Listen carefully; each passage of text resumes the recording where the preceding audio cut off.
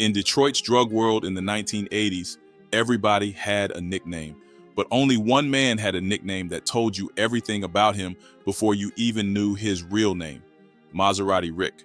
Not just because he drove one, though he did, a custom convertible that made people stop dead on the street because nobody in Detroit had ever seen anything like it, but because the name captures something about who he was: a man who believed that if you were going to do something, you might as well do it louder, flashier, and more extravagantly than anyone around you. Custom suits, diamond rings, Rolex watches, a riverfront condo, a car wash on 7 Mile that doubled as his headquarters, an estimated $20 million a year in cocaine, and when he died, shot twice in his hospital bed by a killer who walked right past nurses and security dressed in a doctor's white coat. He went out in a $16,000 silver coffin shaped like a Mercedes-Benz, complete with spinning tires, BBS rims, and a hood ornament. Because even in death, Maserati Rick wasn't going to be ordinary. His real name was Richard Earl Carter, born July 31st, 1959, pronounced dead at 6:01 p.m. on September 12, 1988, in room 307 of Mount Carmel Mercy Hospital in Detroit, Michigan, at the age of 29. And while his murder remains officially unsolved to this day, the prime suspect walked free, the case was closed, and no one was ever charged. On the streets of Detroit's East Side, the story of what happened and why has been told and retold for nearly 4 decades. But the real question ain't who killed Maserati Rick. It's how a kid from Detroit's East Side who started off stealing cars became the most flamboyant drug dealer in the Motor City's history. How does someone build direct connections to Colombian cartels, control the cocaine supply for an entire region, and live like a celebrity while the feds and the Detroit PD watch from the sidelines? That story don't start in a hospital room. It starts in 1959 in Detroit, where a baby was born into a city that was already starting to crumble, and he decided the only way to rise was to break every rule. Richard Earl Carter was born on July 31st, 1959, in Detroit, Michigan, a city that was at the peak of its industrial power, but already showing cracks. Detroit in the 1950s and 60s was the Motor City, home to Ford, General Motors, and Chrysler, pumping out cars and creating jobs for hundreds of thousands of black families who'd migrated north during the Great Migration. But by the time Richard Carter was old enough to understand the world around him, those jobs were disappearing. The 1967 riots had torn apart entire neighborhoods. White flight was accelerating, and the East Side, where Richard grew up, was becoming a place where opportunity meant something different. Richard Carter grew up in a working-class family on Detroit's East Side, in neighborhoods near Alta Road and East Jefferson. His family wasn't rich, but they weren't homeless either. They were just trying to survive like everybody else in the neighborhood. Richard had 2 brothers, Greg and Clyde, who would later become part of his operation, and together they learned early that if you wanted anything in Detroit, you had to take it yourself. Growing up, young Richard showed an interest in sports. Before he ever touched drugs, he was a boxer. He trained at local gyms on the East Side, learning discipline and how to take a punch. But more importantly, boxing put him in the same rooms as Detroit's elite athletes. Richard became a towel boy and bodyguard for Thomas the Hitman Hearns, one of the greatest boxers Detroit ever produced. Hearns would go on to become a world champion in multiple weight classes, and during the mid-1980s, he was at the peak of his fame. Richard watched how Hearns carried himself, how people treated him, how money and fame opened doors, and he wanted that for himself. Richard also became a manager for his own brother, who boxed competitively. He saw firsthand how the boxing world worked, how promoters made money, how fighters got paid, and how quickly it could all disappear if you didn't have the right connections. That lesson stayed with him. You had to control your own destiny, build your own empire, because nobody was going to hand you anything. At 18 years old, in 1977, Richard Carter caught his first conviction, receiving stolen property. It wasn't a major charge, just enough to put him on the radar of local police and show him what the inside of a jail cell looked like. But it didn't scare him straight. If anything, it taught him that if you were going to commit crimes, you had to be smarter about it. Don't get caught with the goods, don't leave evidence, and most importantly, don't work small time. For the next 5 years, Carter stayed relatively quiet, running small hustles, stealing cars here and there, making enough money to get by, but nothing that would draw serious attention. Then in 1982, everything changed. Sylvester "Sil" Murray, one of the biggest cocaine and heroin suppliers in Detroit, was convicted and sent to prison. Murray had been the chief supplier for Young Boys Incorporated, or YBI, Detroit's first major crack gang, and he'd controlled the drug flow into the city for over a decade. His conviction left a vacuum, and ambitious young dealers across Detroit saw an opportunity. Richard Carter was one of them, and his partner in that rise was a childhood friend named Demetrius Holloway, who would later become known as the original Big Meech, long before Demetrius Flannery from the Black Mafia family ever used the name. Carter and Holloway had grown up together on Detroit's east side, and they understood each other's strengths. Holloway was strategic, disciplined, and good at building networks. Carter was flashy, charismatic, and had a gift for making connections. Together, they decided to fill the void left by Sil Murray's downfall. By 1983, Carter and Holloway were making moves. They started flying to Florida and Los Angeles, connecting with suppliers who could get them Colombian cocaine at wholesale prices. Federal authorities later confirmed that Carter and Holloway made frequent trips to Miami and LA, using those connections to secure a reliable pipeline of product back to Detroit. And once they had the supply, they flooded the east side with cocaine, undercutting YBI's remnants, the Chambers brothers, and anyone else trying to control the market. But here's where things get interesting. Carter and Holloway didn't just source their cocaine from Colombia.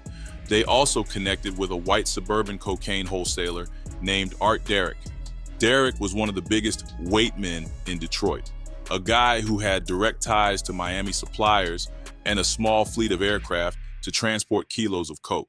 According to estimates, Art Derrick was raking in $100,000 a day in the mid-1980s. His clients included all of Detroit's major drug legends: Maserati Rick, Demetrius Holloway, the Curry brothers, and the Chambers brothers.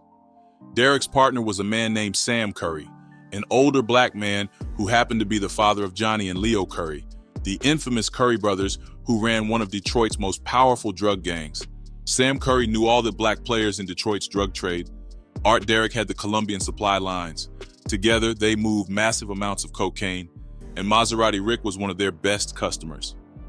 It was through this network that Richard Carter also crossed paths with a teenage FBI informant named Richard Wershey Jr., better known as White Boy Rick.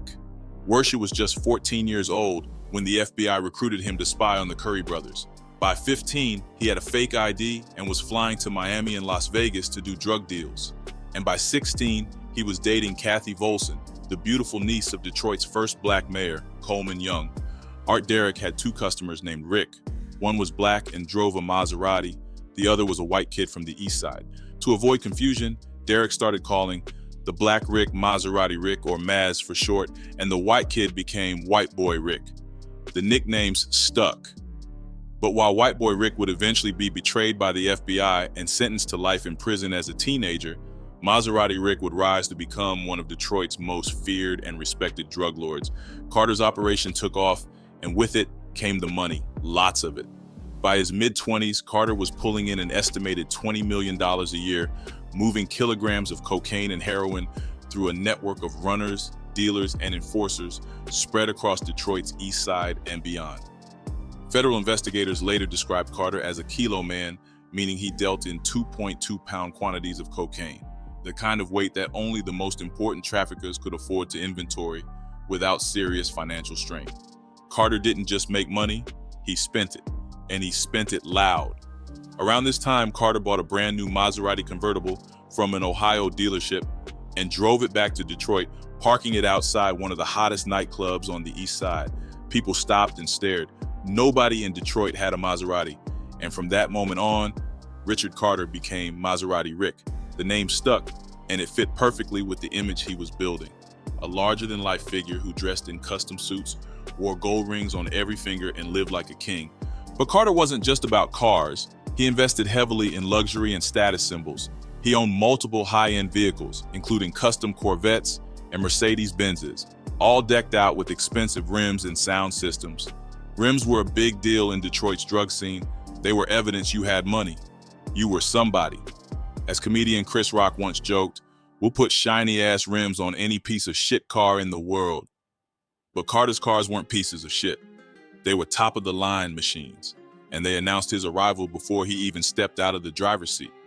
Carter listed his official home address as a modest bungalow on Burwood Avenue in northwest Detroit, but that was just for the paperwork. In reality, Carter kept multiple residences.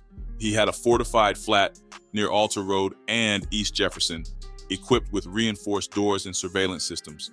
He also owned a plush condominium on the Detroit International Riverfront, where he could escape when the streets got too hot. And he used those properties not just for living, but for business. They were meeting spots, safe houses, places where deals got done and plans got made. Carter's lifestyle was the stuff of legend. He wore designer clothes from head to toe, Armani suits, Gucci loafers, custom-tailored shirts that cost more than most people's monthly rent. He dripped in jewelry, gold chains, diamond rings, Rolex watches with custom bezels. He ate at the best restaurants, tipped lavishly, and made sure everyone knew who he was when he walked into a room. At night, Carter hit Detroit's hottest nightclubs, places like The Lady on the Lower East Side, where Tuesday nights were known as dope dealer nights. The scene was straight out of Scarface. Everyone wanted the best table. Everyone wanted to be seen. Everyone wanted to spend the most money. Carter rolled up in his luxury cars with gaudy rims, walked through the door like he owned the place, and held court in his own VIP section. Other dealers had their own sections too, like high school cliques, but Carter's was always the most crowded, the loudest, the most extravagant. To mask the proceeds of his drug operation, Carter invested millions of dollars into legitimate businesses across Detroit's east side. He bought car washes, barbershops, and hair salons, turning them into fronts where his runners could make pickups and drop-offs without drawing attention. One of his most well-known spots was a car wash on the corner of 7 Mile Road in Mansfield, which doubled as his headquarters. It was there, on September 10th, 1988, that everything would come crashing down. But before we get to that, we got to talk about the muscle behind Maserati Rick's empire. Because Carter didn't just rely on charm and money to control the East Side, he had enforcers. And in the mid-1980s, those enforcers were the Brown brothers, Reginald Rock and Reg Brown, Ezra Wizard Brown, and Terrence Boogaloo Brown.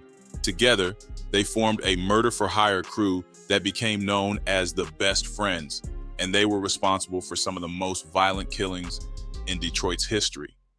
The Best Friends started out working for Maserati Rick and Demetrius Holloway, handling hits, collecting debts, and making sure rivals stayed in line. They charged between $10,000 and $30,000 per hit, and they were good at what they did, efficient, ruthless, loyal. For a while, the arrangement worked perfectly. Carter and Holloway made the money. The Best Friends handled the dirty work, and together they controlled Detroit's East Side drug trade. But money changes people. And by the late 1980s, the Brown brothers weren't satisfied being hired guns anymore. They wanted a piece of the drug trade for themselves. Rock and Reg Brown, the eldest and most ambitious of the brothers, started making his own connections, sourcing his own product, and cutting into Carter and Holloway's profits. Maserati Rick introduced Boogaloo Brown to his supplier, a man known only as Colombian Mike, thinking he was doing a favor for one of his top enforcers. Instead, he gave the Best Friends the plug they needed to become independent. Tensions started building. Carter and Holloway began to suspect that the Best Friends were planning to take over, and on December 20th, 1986, Ezra Wizard Brown was sitting in a Chevrolet Blazer with his brother Boogaloo when someone opened fire, hitting Wizard in the head and killing him instantly. Boogaloo was also shot in the head but survived, throwing a brick through the window of the nearby 7th Precinct police station to get help. Wizard's murder was a warning shot. The streets were getting bloody. Rock and Reg Brown was arrested and convicted for a separate murder in 1988, sentenced to life in prison. But he won an appeal in 1992 and was released, immediately going on another murder spree that included the killing of a 3-year-old child on Buckingham Avenue. He was eventually recaptured in New York City in 1993 after trying to buy an $80,000 BMW with cash at a dealership. Today, Rock and Reg is serving life in prison. Boogaloo Brown, the youngest brother, became a fugitive in 1993. On August 9th of that year, his body was discovered in Atlanta. The Best Friends were done. But while the Best Friends were collapsing, Maserati Rick had a new problem: Edward Big Ed Hansard. Big Ed Hansard had once been a customer of Maserati Rick and Demetrius Holloway. buying cocaine from them to sell on the east side. But by 1987, Hansard had secured his own California connection and was building an organization that directly competed with Carter and Holloway. The beef between Carter and Hansard became personal real quick. According to street legend, Hansard started calling himself Big Ed and told people it was a nickname given to him by Maserati Rick's mother, a deliberate insult designed to get under Rick's skin. Most people on the streets called Hansard Black Ed or Eddie Money, but the Big Ed nickname stuck and became a symbol of disrespect. The two men clashed repeatedly. In one early confrontation, possibly in Hansard's unisex hair salon in 1987, Carter, Holloway, and Hansard got into a wild shootout that left Hansard with a nasty scar across his abdomen from a gunshot wound. Maserati Rick tried to kill Hansard at least 3 times after that, all unsuccessful. Each failed attempt made the situation worse, and by mid-1988, the beef had escalated to a point where everyone on the east side knew it would end in blood. Both Rick and Edward's lava-hot tempers, their proclivities for violence, and their fondness for automatic weaponry posed a grave threat to the citizens of Detroit at large. As one law enforcement official put it, Carter and his crew made enough enemies to fill Tiger Stadium, and none of those enemies seemed more determined to annihilate Maserati Rick than Big Ed Hansard.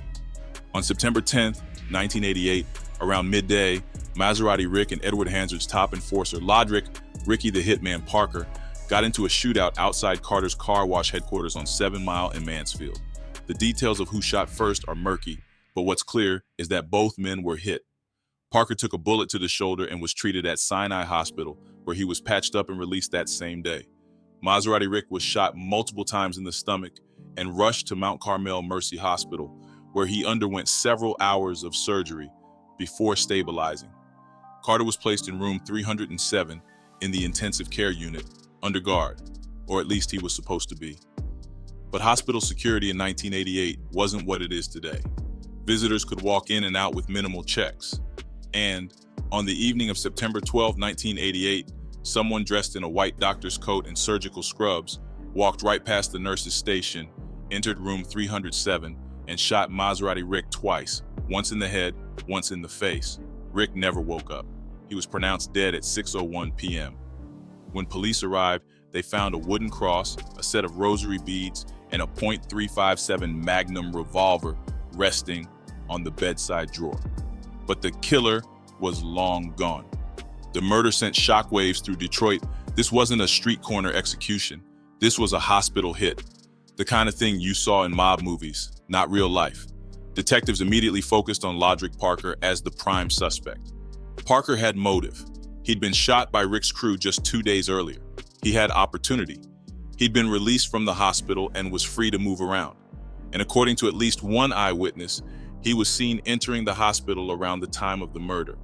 But when Parker went to trial in December 1988, he was acquitted. The prosecution's case fell apart. The eyewitness testimony wasn't strong enough. There was no physical evidence tying Parker to the scene. And Parker's defense argued that he'd been set up, that someone else had killed Maserati Rick and used Parker as a scapegoat. The jury believed him, and Parker walked free. Parker was rapidly gaining a reputation as the most dangerous man on the east side of Detroit, and the acquittal only added to his legend. Years later, a different story emerged.